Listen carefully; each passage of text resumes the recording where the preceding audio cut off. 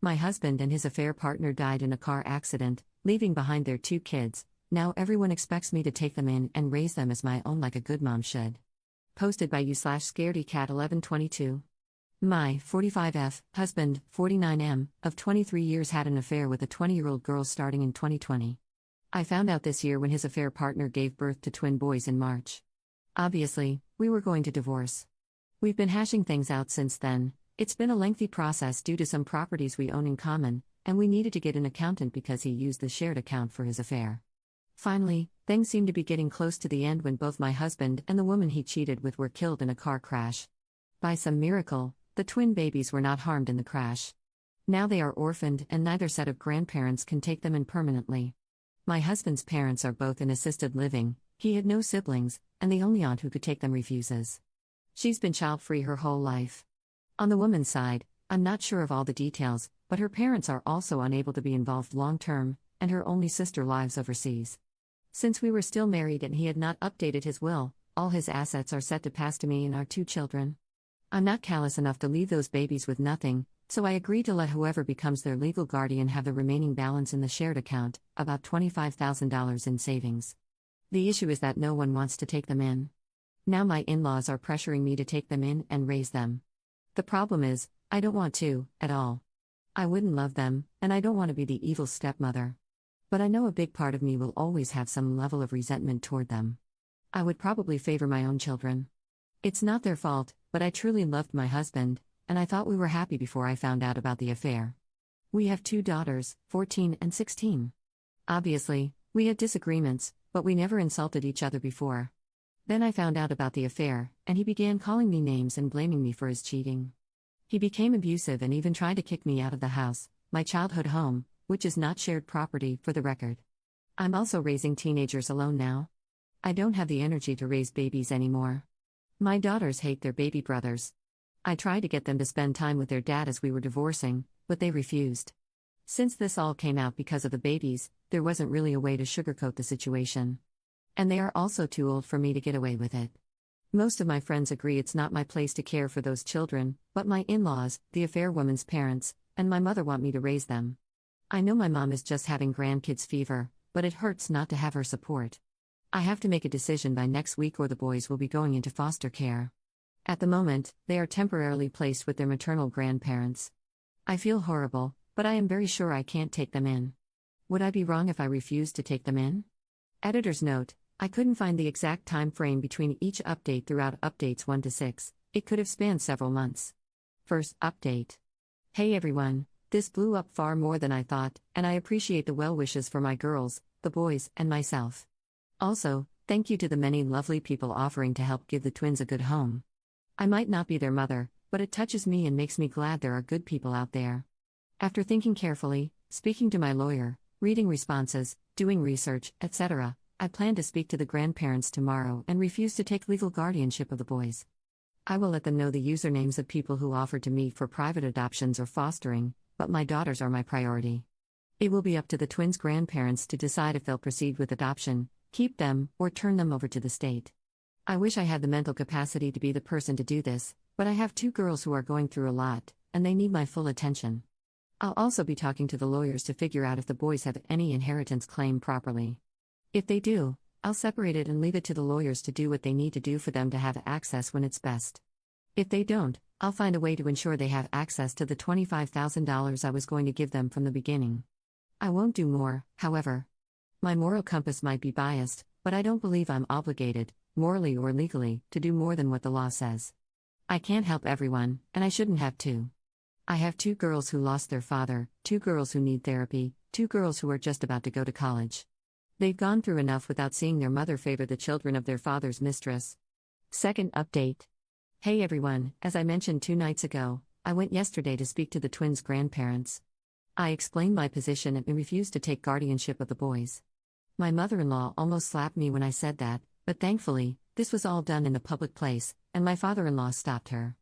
The maternal grandparents kept pleading for me to raise them since they didn't want to lose them. I kept saying no, and when they called me selfish, I lost it. I told them to their faces that the only selfish people in this mess were them and their son and daughter. Their son, my husband, for cheating and then making the divorce hell for me and my girls. Their daughter because she was a WH I used another word, who went after a married man twice her age. I told them if I heard from them again, I would request a cease and desist. I also informed my parents-in-law that they won't have access to my daughters for the foreseeable future. I'll explain why in a bit. We were at a restaurant, but I didn't stay for the meal. I also sent an email to my lawyer so he can ensure CPS and any agency involved in the welfare of the twins is aware that I'm not going to be their guardian or be involved. Then I sent an email to my in-laws with all the usernames and websites from people here on Reddit who have offered to do interviews for the twins' adoption. I won't be involved beyond this point, so please, as lovely as it is, I can't help you if you are interested in the boys. Yesterday was the end of my involvement. As for why my in-laws won't see my girls, I spoke to my daughters and decided to find out more about their thoughts before I went to meet the grandparents. My youngest refused to speak to me, which I found very out of character for her. My eldest then asked for just the two of us to talk. That's when she explained that my in-laws had been going on about how the girls need to get ready to go to public school instead of their private school and get jobs right out of high school since I would have to provide the twins with private schooling and college money. Apparently, they were also told to start moving their stuff to share a room. My girls have separate rooms, since the twins need more space. This was not known to me, mostly because that would never happen. Apparently, my in-laws have been basically bullying the girls because the babies take priority. Yeah, that's not happening. I told the girls that their grandparents have no say in where they go to school, their college funds, or how the rooms are set in our house. I also said I do agree they could use a part-time job during college and maybe a scholarship, but their tuition will be paid. I told them not to blame the babies for the stupidity of the adults. They told me they understand, but they still don't want to interact with their brothers for now. That for now part gives me hope they'll get through things. For now, we're going to make some changes in the house. The girls and I both don't like that there's still an office space that my husband used. We're going to make it into a gaming room for all of us. I plan to take down some pictures that have my husband in them and put them in albums for the girls. We just want to make the house more ours. For those wondering why my girls want nothing to do with their father, my daughters were the ones who discovered the affair and told me when my husband took them to meet the twins at the hospital. He had asked them to keep it a secret, but my girls told me. After that, my husband began treating them horribly too. He burned all bridges with the girls. Third update. I spoke to a lawyer on Monday. The boys have no inheritance claim until a DNA test is done. After that, their only claim will be against my in-laws. The shared account is not considered my husband's individual property, so it's mine. The same goes for the lake house. Since he had a personal savings account and a life insurance policy, which went to his parents, that will be the only thing the boys could claim. Obviously, this could change if it goes to trial, but the lawyer told me that with how little my husband left my girls and me, there's very little chance a judge will demand our assets. The lawyer also recommended that I completely end the idea of sharing any money with the boys. That could be used against me to claim I'm taking financial responsibility for them and should be considered their guardian. I'm dividing the money from the shared account for my daughter's college tuition. I'm still unsure if I'll sell the lake house or not, but neither the girls nor I are attached to it. Now, please leave me alone about the boys' inheritance. Sad as it is, my husband messed everything up for his children. I'm not responsible for them, nor do I have to sacrifice my assets to set them up for a better life. Fourth update. There's some good news and some annoying news. The good news is that the boys were safely retrieved by CPS from their maternal grandparents and will be placed in foster care until a permanent arrangement is made. I found out when it happened because their grandparents, and my mother, came to scream at me at work. In all honesty, I'm glad this happened at work and not at home. It's made me consider moving, as I don't want my daughters exposed to any of this. An annoyance I had soon after was getting a call about my inquiries into fostering and adopting. Apparently, my information was sent to CPS as someone interested in fostering the twins and eventually adopting. I immediately explained the situation between the grandparents and me, and the operator was speechless at first. She apologized for the situation and told me she would make sure I wasn't bothered about the process. I also got served this morning. My in-laws are suing for grandparents' rights. They are also suing for custody. Apparently, they are planning to leave their assisted living, which they really shouldn't, to buy a house that allows kids, to get the twins back, and now also want custody of my daughters. My personal lawyer immediately gave me some instructions I won't share to safeguard myself and my daughters from some risks during a possible custody battle. My lawyer and I both suspect my in-laws want the girls to be parentified as caretakers for the twins since my in-laws have mobility limitations. It will be a cold day in hell before that happens. I don't see CPS placing the boys with them to begin with.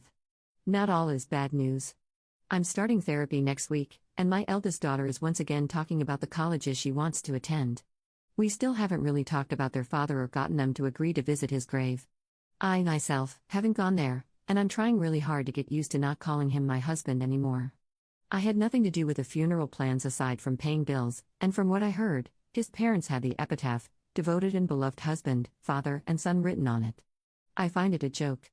I know it's bad to hold on to so much anger and resentment, but as soon as I have time, I plan to change his tombstone to remove husband and father.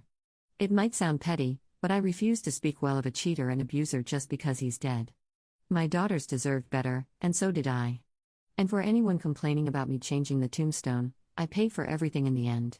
So, stick your complaints you know where.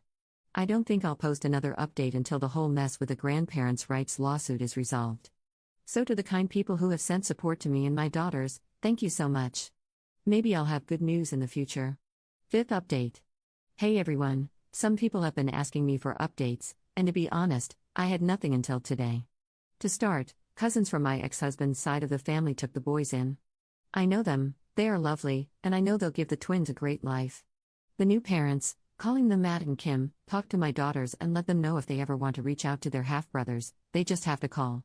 Otherwise, they can just see them as distant cousins. My girls thanked them but insisted they don't really want a sibling relationship at this time, though maybe as cousins it will be okay. I did offer them the money from the shared account since they are family, but they said not to worry as they don't need it. Kim even insisted I use that money for a vacation for my girls and me. Apparently, I look like the living dead. They also set very strict boundaries with my in-laws and the parents of my ex's affair partner. They can see the boys, but they won't be seen as grandparents. This apparently caused a big fight with the affair partner's parents, and Matt and Kim then cut them off. Again, threats of suing for grandparents' rights were thrown around, but they went nowhere. That's how I found out why the affair partner's parents couldn't take the boys permanently.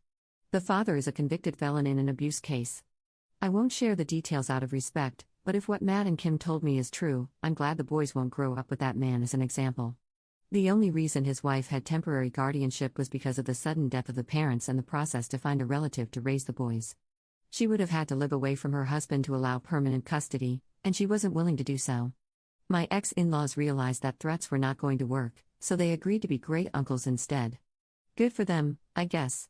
Now, they want me to let them live with me and the girls since they left assisted living recently, and the place they were in doesn't have any openings. This place has a long wait list, and the only reason they got in originally was because my ex and I offered to pay for 5 years in full. They still had 2 full years paid for, which I was going to cover. After everything they put my daughters and me through, I'd rather burn money on a grill than spend it on them. I know they want my girls and me to be their caretakers. I won't even consider it. My daughters have their own paths to follow, and honestly, I want to consider meeting someone new. I know it sounds like I'm moving on too quickly, but I've been working to move on since I found out about the affair. I don't think my ex deserves me to go through a mourning period. I already mourned our relationship. At least, that's what my eldest daughter said, funny enough. She's been encouraging me to go out and meet someone. We still have that custody lawsuit from my ex-in-laws going and a few other issues that I will update when I have more, but I wanted to at least let everyone know the boys are safe and together. 6th update. So, we had mediation this week for the grandparents' rights lawsuit. This is just to avoid taking up space on a judge's already heavily stressed docket, though I knew it would go nowhere. My ex-in-laws' demands were for the girls to either be in their custody or spend weekdays with them and weekends with me. Even the court-appointed mediator told them they were not being realistic with their expectations. My lawyer and I had only one offer and were not willing to negotiate. They will see my daughters only if they want to and when they want to. The mediator also thought we were being unfair. That's when a detail came out. My ex-in-laws had claimed my daughters are 6 and 4, a whole decade younger than they really are, to the mediator. I provided him with birth certificates, as well as showed him a picture of the girls. The mediator shook his head and said he couldn't help in this case. My daughters are too old for grandparents' rights to even be considered. He will send a recommendation for the grandparents' rights lawsuit to be dropped, but the custody one will still be going since neither my ex-in-laws nor I agree on custody. I refuse to give them any legal control over my daughters. They are now also demanding I make them the legal guardians if I happen to pass away. That'll never happen. On some strange news, I met the sister of my ex's affair partner. She brought some items to my house that she knew had to be stolen from me. These are things that were supposed to be in storage: my wedding dress, an old jewelry box that had a picture of my grandparents, some of my coats that are a bit pricey, shoes, and, what creeped me out the most, copies of my personal documents, passport, IDs, etc. The sister told me she was cleaning up their place when she found my property and used the address shown in the documents. She was rather nice and apologized for her parents and sister. I did ask her why she refused to take the twins, and she told me that she did because she was tired of being the emergency plan for her family. She didn't say more, and I didn't think it was right to ask her. She knew they were my items because apparently the affair partner had bragged about my ex-husband giving her these items, except for the documents. She has no idea what's going on with that, but she didn't want anything to do with identity theft. She did bring some things that weren't mine and I let her know, so I only kept my property. I told my lawyer about the IDs issue, and he helped me get my credit frozen. I'll be getting new IDs and passports. We did report the possible identity theft to the police, so we have the report in case my personal information was used for something illegal or to put me in any trouble. I didn't know one could make a report on a dead person, but apparently this happens more often than I imagined. And no, this won't turn into a posthumous conviction. It's just paperwork to protect myself. And a last funny note, I am planning to burn that wedding dress and make s'mores over the fire. Call me petty, but I don't care. 7th update 1 month later. I can't believe I ever had to make a post about my mother, but here we are. My 45F, mother, 71F, and I have a difficult relationship. My mother was an old-school traditional wife. She was a homemaker, never did any work outside the house, and had far more kids than what I think is healthy, 7 girls and 6 boys. She is originally from Guatemala and came to the US when she was 14. She married my father here, had her family here, and tried to make sure my siblings and I had old-school values, something she really failed at. Most of my siblings are as far from my mother as humanly possible. 2 of them sadly passed away. I'm the only one who stayed nearby to take care of our parents, and since Dad died, I've taken on my mother's bills so she can live comfortably. She's always been a dramatic headache, especially when it came to my marriage. She babied my husband and always took his side. I only wanted 1 kid, but my husband wanted as many as biologically possible. He had told me he also only wanted 1 when we talked about marriage. My mother helped him mess with my birth control, so I got pregnant with my youngest. I don't regret my youngest daughter, but after she was born, I secretly had my tubes tied. My mother always berated me for being faulty since I only had 2 children. That's not even counting how she berated me for marrying old. I married at 22, she married at 16. My husband was 49 when he died in a car crash recently. We shared 2 daughters, 14 and 16. He was also having an affair with a girl since 2020. The girl was 24 when she died. Together, they had twin boys earlier this year, who thankfully survived the crash. My daughters found out about the affair first, when their father took them to the hospital to meet the babies and told the girls to keep it a secret from me. They didn't, and my husband became abusive toward them and me. We were in the process of divorcing when he died. When my husband's affair came out, my mother blamed me. She said it was because I was a working woman who didn't please her husband. That I didn't give him enough children. That I wasn't pretty anymore. I'm not going to say I'm super attractive, but I think I look good for my age. I've kept my weight well enough, and I look relatively young for my age. But no, according to my dear mother, I wasn't good enough for my husband, who needed a girl closer in age to our daughters than to him. She was also among those angry at me for refusing to adopt my husband's affair children. Her newest crazy is that she's trying to find husbands for my daughters, mainly focused on my eldest. This insane plan started this week when my eldest came out to us. I had an idea, and I'm happy she felt comfortable enough, in this massive mess we're in, to still tell me and her sister. My daughter also decided to tell my mother. My mother just ended the call. Then she called me to scream about how confused and sick my daughter is. She's linked me to conversion camps, psychologists who claim homosexuality is a sickness, political articles, etc. She even wanted to see about doing an exorcism. I told her to stop it or she would be in no contact with my in-laws. She stopped for literally 24 hours. The next thing I get is a Facebook message from a man in his mid-20s asking if it was true that I was looking to marry off my 16-year-old daughter. I told him he was sick and blocked him. I got 6 more through the night. Then my mother called, saying she found husband prospects for my girls. My high school-aged girls. Angry has been an understatement. She even gave some of these men my daughter's cell phone numbers. We're all getting new phone numbers tomorrow, and I had the girls set their social media to private. I don't know what part of the brain is broken in my mother's mind. I had the girls block their grandmother on everything, and I'm stopping payments for anything my mother needs. I know I need to call the cops.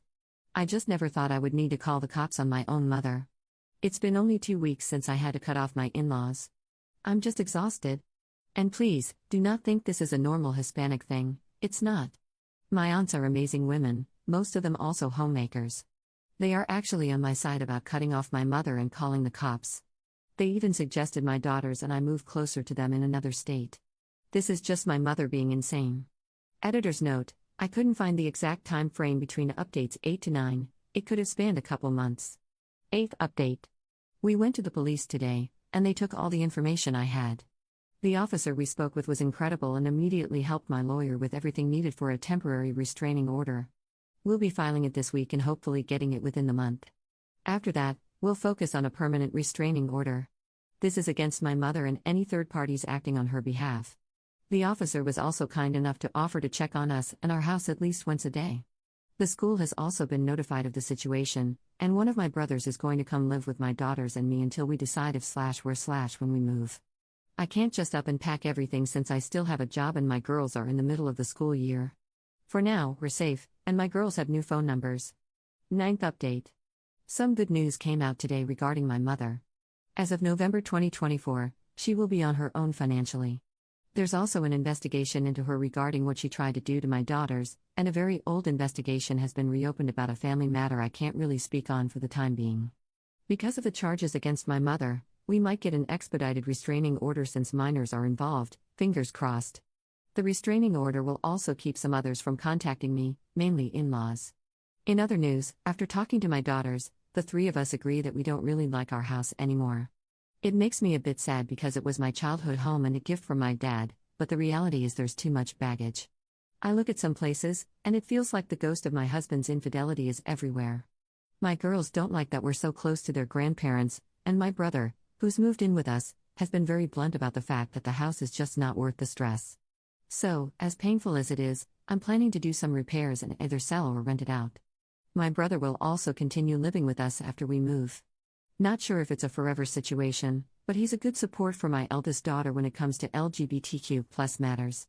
I have to admit I know the bare facts, while my brother is gay and came out almost 30 years ago.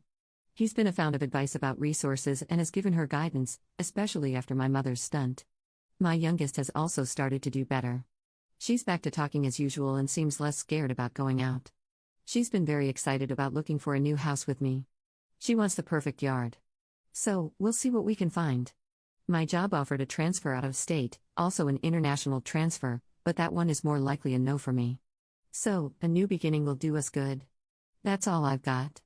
Not so much actual updates as settling my mind on some decisions after reading advice here and talking it through with people in my life. As of November, I'm officially refusing to acknowledge my mother. As far as I'm concerned, my parents were gone after my father died. 10th update 5 months later. My 46F daughters, 17 and 15, have a strained relationship with my ex-husband's parents, 78M and 80F. My ex passed away in an accident last year, and we've had some major family drama since, due to his cheating and him leaving 2 boys, born from his affair partner, orphaned. She also died. Part of the drama has been my ex-in-laws trying to get custody of my daughters and also trying to live with us. We're going to court over the first one, and the second will never happen. Where we live, there's a weekend market with fresh produce, eggs, meats, and other products straight from farmers. This week was extra special since it was my youngest's birthday. Since her party is later in the month, I decided to give her a budget and set her loose at the market to get whatever she wanted, mostly chocolate and sweets. After an hour, I started getting worried, and just before I called her, she called me. She was crying, saying some weird people had cornered her. I ran to her with my oldest daughter to find 6 older women berating my daughter for being unchristian, for refusing to spend time with her paternal grandparents, or for not wanting to be a good big sister to her poor orphaned baby brothers. My daughters are the ones who found out about my ex's cheating and the babies, so they aren't fond of the kids. It's trauma, and they are working with a therapist. I got between the group and my daughter, told my eldest to go pay for the stuff her sister had, and to go to the car. Then I turned to the women, some of whom I knew from when we went to my ex-in-law's church, and ripped them a new one. They told me I was worse for refusing to obey my ex-in-laws like a good Christian wife. Eventually, the screaming got too loud, and we were all asked to leave the market. I met with my girls in the car, the women following me like a group of vultures. I managed to get in the car and drove away. After my girls went to bed, I got online to talk to another member of that church whom I'm on good terms with. I told him about what happened, and after he apologized, he told me what was going on. My ex-mother-in-law posted a massive story in the church's Facebook group about how horrible my daughters and I are, how we are leaving them homeless and penniless, they inherited my ex's personal bank account and his life insurance, and how my daughters don't even talk to them. She also accused us of being the reason she lost her grandsons. The boys are now living with distant relatives of my ex-husband. Basically, it was a sob story worthy of a Hallmark movie.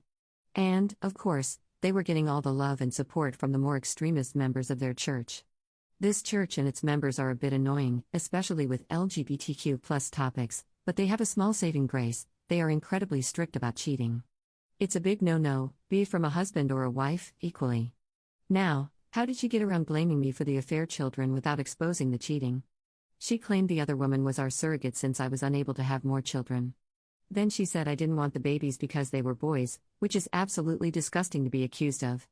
Well, I decided it was time to clean up this mess, and since I was mid-divorce when my ex died, I had all the evidence needed. And since the divorce wasn't completed, I don't have any legal ramifications for releasing all the evidence. I was off the next day and went to a print shop to get copies of all the delightful pictures of my ex cheating, his text conversations with his affair partner, the ones with his parents confessing to his cheating and giving him support, my ex-in-laws harassing me about the divorce, and my coup de grace, all the emails and text messages of them bullying my daughters about their baby brothers. In one of them, they call my daughters bastards and tell them it was their fault their father died, since they told me about the affair and I began the divorce. This one was literally 2 days after my ex died. I paid extra for all of this to be printed on beautiful, high-quality paper. Then, when I got home, I sat down for hours to make delightfully personalized binders. They looked like the little prayer song packets the church gives for everyone to take to sing hymns. The first picture when opening the binders is my ex and his side woman making out in our living room. Their faces are easy to discern, and the girl looks nothing like me, different skin tone and hair color. Underneath, I wrote, ex-husband's name and affair girl's name, love story. I took them to the church before service. There's a desk in the back with the songbooks for people who need or forget their own, and they never check them. The gossip mill was quick and harsh. The names my ex and his affair partner got called on Facebook were so bad, the pastor himself had to get involved just to keep things relatively PG-13. People were angry at my ex-in-laws for their abuse toward my daughters, but what made me laugh was that I was still in the wrong for the divorce, but it is understandable that I failed in my duties after the shock and I possibly will one day return to the light, unlike my cheating husband and his Jezebel. They used another word I can't use here, I imagine. I got 2 apology letters in the mail for my girls and an invitation to join the church for support. As for my ex-in-laws, they got shamed into leaving the church. My ex-mother-in-law made a post on her wall about how alienated she feels and how no one cares for the elderly anymore. How she wished her great son was still alive since he would have taken care of her and her husband. With what money, I don't know, since I was the breadwinner. Explanation on the will: my ex-husband had a will that named his parents as beneficiaries. As far as I was aware, he had told me he had named our daughters, not them. I never pushed for me to be the beneficiary, as my own will has my daughters as the beneficiaries, not him.